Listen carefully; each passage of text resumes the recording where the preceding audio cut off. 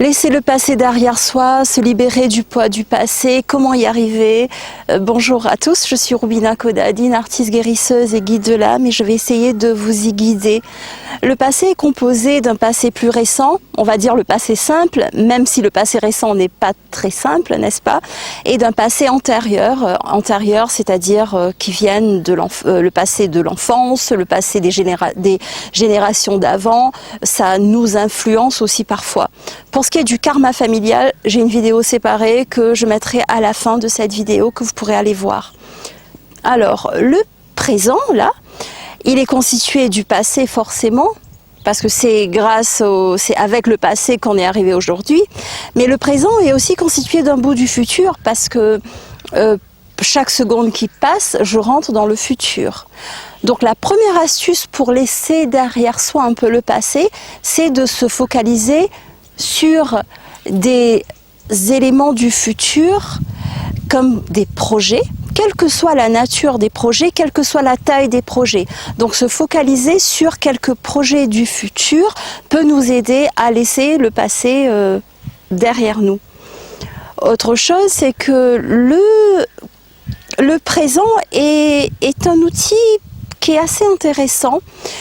Vous entendrez beaucoup parler sur des vidéos par rapport à vivre l'instant présent, etc.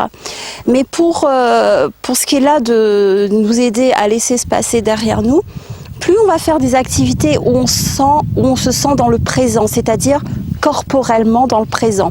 Quand je cours, quand je marche, quand je fais des activités physiques ou lorsque je médite, mon corps il comprend qu'on est là aujourd'hui, qu'on n'est pas il y a 2 ans ou 20 ans. Donc je vous encourage aussi à faire des activités physiques. C'est pas obligé d'être du sport, ça peut être tout simplement... je ne sais pas si vous aimez la cueillette, d'aller cueillir des choses, par exemple des fruits. Ça peut être faire la méditation soin sur ma chaîne, qui est une méditation soin sur le lâcher prise. Et justement, laisser le passé derrière soi, ça veut dire aussi guérir de son passé. Et juste se focaliser sur le futur et sur le présent, parfois, et j'ai envie de dire souvent, ce n'est pas suffisant.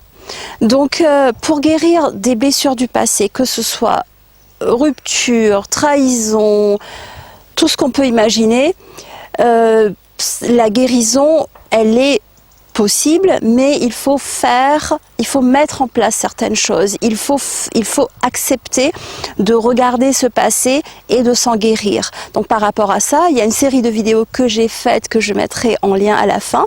Il y a presque 1 heure de vidéo de comment guérir des blessures du passé. Bien sûr, je vous invite à regarder ces vidéos, mais aussi à essayer de mettre en place les choses dont je parle pour que ça puisse avoir un effet. Bien sûr, vous pouvez aussi prendre rendez-vous avec moi pour des consultations. Le lien est dans le descriptif ci-dessous. Entre-temps, je vais juste vous dire une dernière chose, c'est que souvent, quand on a beaucoup de blessures du passé, on veut prendre comme une gomme et tout effacer. Or, c'est pas possible d'effacer vraiment le passé. Donc, c'est assez intéressant d'essayer de guérir du passé, mais de se focaliser parfois sur les projets futurs pour ne pas être obsédé par le fait de vouloir tout effacer. Donc gardez juste ça en tête, faites un peu les différentes étapes dont j'ai parlé, prenez rendez-vous si vous avez envie et aussi likez cette vidéo bien sûr, cliquez la cloche de notification et abonnez-vous si vous n'êtes pas abonné. Et si vous avez des choses à dire, n'hésitez pas à le laisser dans les commentaires ci-dessous. Et merci beaucoup pour votre écoute, à bientôt.